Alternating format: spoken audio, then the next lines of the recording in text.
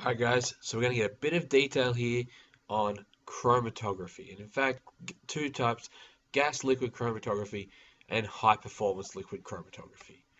Alright, so you should be able to explain in some detail how these various forms work, in forensics in particular. And we'll finish, when we talk about each one, we'll finish on there. It's quite a bit actually. So in the 50s, that should say 1954, uh, GLC or gas liquid chromatography was developed and it's used to separate components of a mixture to be analyzed.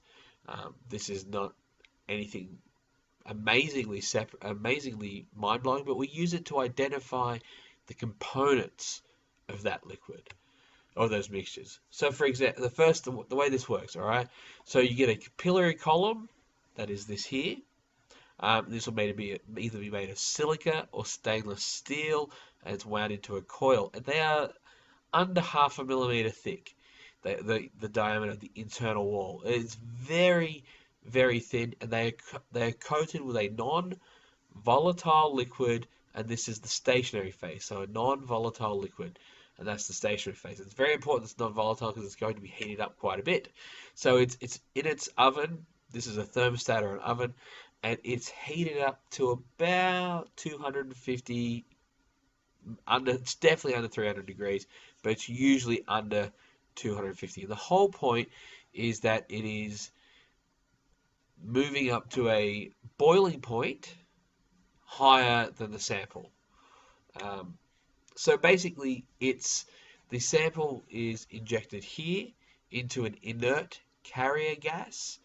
It's usually nitrogen or helium, often just something that's not going to react. And it carries the vapors of the mixture, so this together makes the mobile phase. The mobile phase is the part that moves. And it's passed through the column, and the rate of this is controlled by a gas cylinder. So it just passes, this gas pushes it out, and it pushes the gas here through the inert, the non-volatile liquid. So the gas goes through, it takes this with it. This can be either gas or liquid, it doesn't matter. So gas liquid gets inerted in with the gas and it's pushed through. And you can just control it with the gas regulator the way you do with the barbecue. There is a detector at the end, and this signals when substance is leaving. We'll go through that in a second. But you get a graph like this, which is called a chromatogram. Alright, so the whole principle behind it is that different substances have different solubility in the liquid and the stationary phase. Solubility. So when the sample is injected, some components will dissolve into the liquid, and this will slow them down. Those that are those that are not dissolved will move faster. So the components will leave at different times, and then are detected with a flame ionizer. So you basically give over here, you flame it, and there's a negatively charged electrode which will be over here, just be above the flame. So when it leaves and it's ionized by the hot flame, so it's heated up, this will make positive ions, and the ions are attracted towards the negative electrode. Okay, so that's what we're looking for. So this will form a small current, which is detected over here at the interface. So it will make a small current, and the size of the current is proportional to how much, the concentration of that component, how much is there. If it doesn't burn readily, there are other detectors, but this is the main one. And what this means is we have not just an analysis that something is there, but we have a quantitative analysis. So what can this mean? This writing is very small. It means that the current detector is amplified and displayed as a chromatograph, and this will also be printed out. These are current, so currents up this way, versus retention time, so how long it stays inside. Retention time is the amount of time that it takes to exit the column. Okay, but we get quantitative analysis, which we can calibrate it against known samples. So once we work out what's in there, we can do a um, quantitative version where we have known samples. So how do we interpret it? Basically, it's got these peaks of, where's my mouse? There we go. It's got these peaks here of, as we go along, retention time. So, bang. In this case, that's our coding. So it's being used to test for drugs here. We can measure certain things. We measure the area under the peak. We can measure the height of the peak if it's very sharp. You see over here, the height of the peak will be a bit less useful for us because it's not as sharp. Um, and we can compare it to a calibrated chromatogram, and that's what will give us our quantitative analysis. So the one that appears first, which in this case is actually the codeine, that is the least soluble in the liquid. So since it depends on the solubility, the retention time and therefore degree of separation is dependent on the stationary phase, the liquid, which we use. We can use different liquids so usually a varying polarity, to separate out different mixtures. It's commonly used to detect drugs, drugs in blood, drugs in urine. You can also use it to detect alcohol content. This is the real version. So you do if you get done for drink driving, you will have the breathalyzer, but then you'll go back to the station and you'll do this, and this is a much larger sample. And by sample, I mean it's a much larger process in general. Like it's a bigger machine. Well, the machine at the beginning of the slideshow, that's a gas liquid chromatograph. All right, so let's look at high performance liquid chromatography. So it's similar, but you don't have to vaporize it. Now, if you're vaporizing a sample, as you are in the previous one, it is a destructive method. This is a non-destructive method. So you sort of already look at it and go, well, if we could get away with not vaporizing it, gold, this would be way better. But there are downsides to this as well. So, how does it work?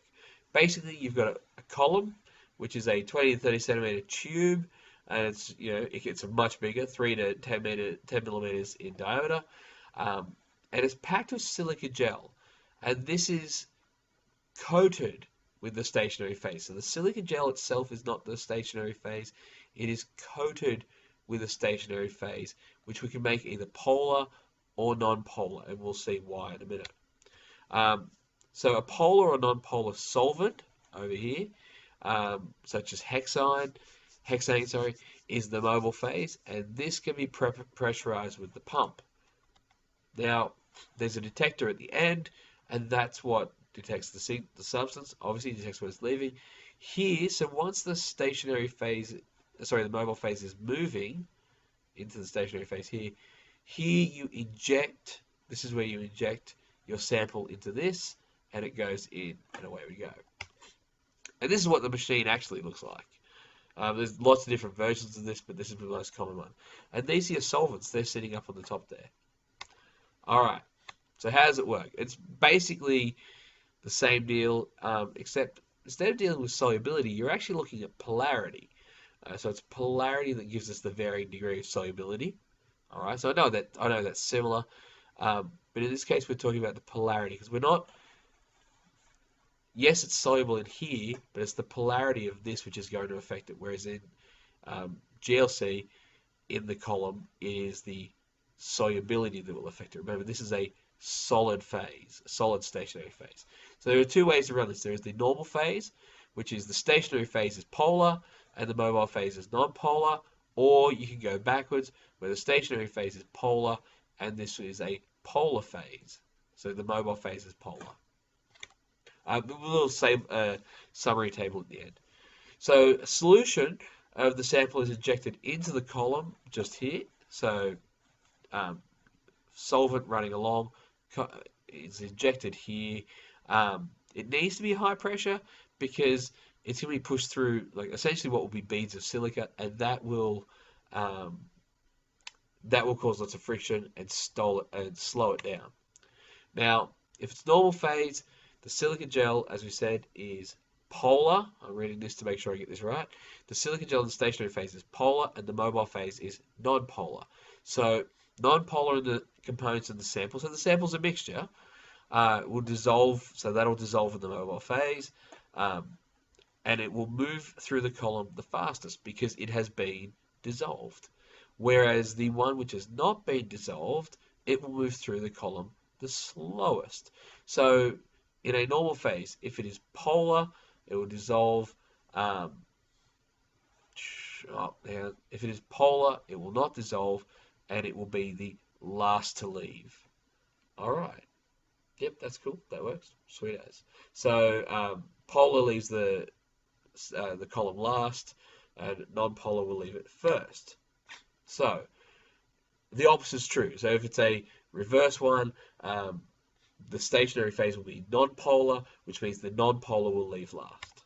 So high solubility in a mobile phase, but low solubility in the stationary phase moves faster. Low solubility in the mobile phase, but high solubility in the stationary phase moves slower. All right, so how do we detect it? The stationary phase, essentially, and mobile phase, they can both be changed, so we can improve the degree of separation, and spectroscopic techniques are used to detect them as they leave. Now, there are two ways to do it. We can use UV, light absorption detector, and this can be set to a wavelength which is detected by all the components. So if it's all organic, that's kind of easier to do. We can use refractive index detector. Now, this is not nearly as good, so you'd actually need a much, much larger sample. It then sends its feed into the computer, gives us a chromatogram, and we pretty much interpret it the same way. We're almost there. Hang in. So here's a little summary. Okay, stationary phase, if it's normal, will be silica gel with an OH group, non-polar silica gel without an OH group. Mobile phase will be non-polar, polar, non-polar faster, obviously if it's non-polar mobile phase, and so forth all the way down. So make sure you knock that table up. All right, where is it used? It's actually kind of cool. It's forensic analysis using HPLC is much more versatile, and you don't vaporize it, and it can also take place at room temperatures.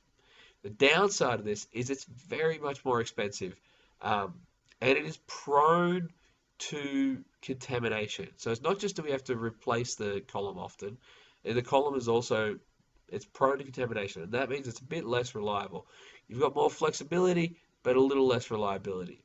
But there are sometimes we'll need to do it. If we need to know if something is explosive, we can do it because it's done at room temperature. Herbicides, drinking water, these are things which are volatile, particularly though above 100 degrees, your drinking water disappears. So if you want to test poison in someone's drinking water, you need to use HPLC. Drugs and pharmaceuticals are often not highly volatile, but they're more volatile, like they're volatile enough to disappear after, say, 300 degrees. All right, so that's a lot. That was a long one. Glad you hung in there. See you in class.